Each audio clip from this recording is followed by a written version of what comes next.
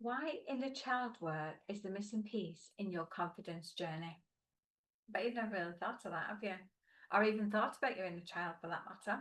Because although it's more readily talked about now, it was never talked about years ago.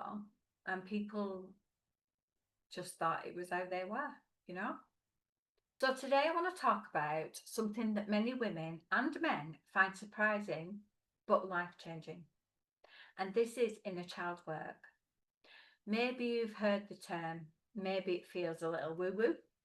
You know, you think, oh, inner child work, what's all that about?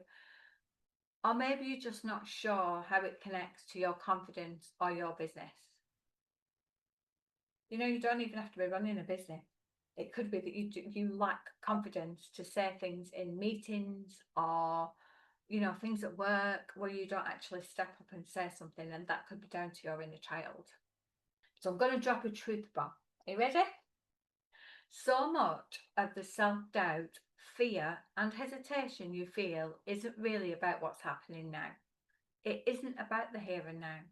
It's about what happened way back when you was a little child, little boy, little girl. When you were little, you learned who you are and what you deserve. I'm going to leave that to sink in for a little minute because we do learn what's worthy of us and what we deserve when we're children. You know, you might hear a parent saying things to you that you never really thought about when you was a kid. But now when you start looking back on it, things that they said to you, you know, like I was always told I was a daydreamer. I was always told that. You're a daydreamer, you've always got your head in the clouds, you know, you need to be thinking about a proper job, all that kind of stuff. You know, and that still comes to haunt me sometimes. Um, now I can tell it to do one, but it does still come and try to haunt me.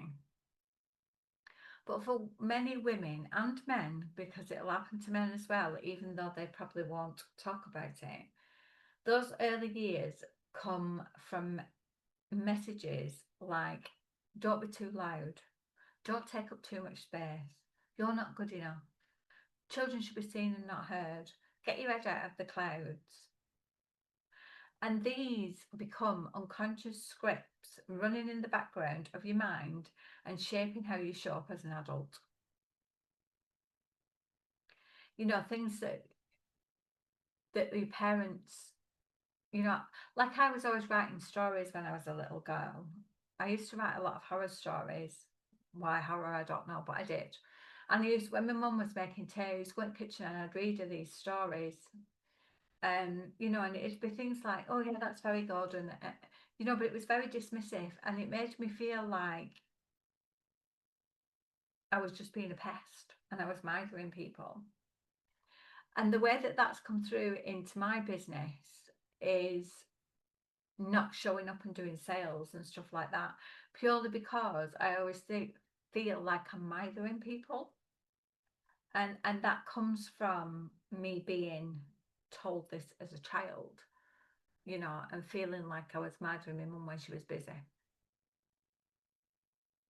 So when you're trying to build your business or you want to step into a leadership role, so this could be something at work, um, these old patterns can pop up as that nagging voice that says, what if I fail? Or, you know, who do I think I am? Or maybe I'm just not ready. And the maybe I'm just not ready one is quite a popular one because your ego will keep telling you that you're not ready, even though you know full well that you are. It will still keep telling you that you're not. The amazing thing is, inner child healing helps you meet that scared small part of you, the part that's still waiting to be seen, heard, and loved, and gently rewrite those old stories. I've done a lot of inner child work with clients, you know, and I've been able to get them through and past years and years of trauma that they've held on to with their inner child. And the transformation that they get they seem to blossom. It's like watching a flower open and bloom. It is so beautiful to watch and to witness. And everybody can have that. They just need to do some inner child healing. It's like giving yourself permission to grow from a place of safety and compassion instead of fear and self-judgment.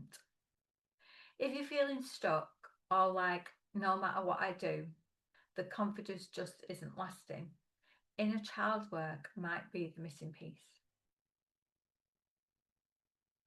You know, it might be that you need to go and see your inner child and speak to your inner child and, you know, let them know that you've got this and that you're safe.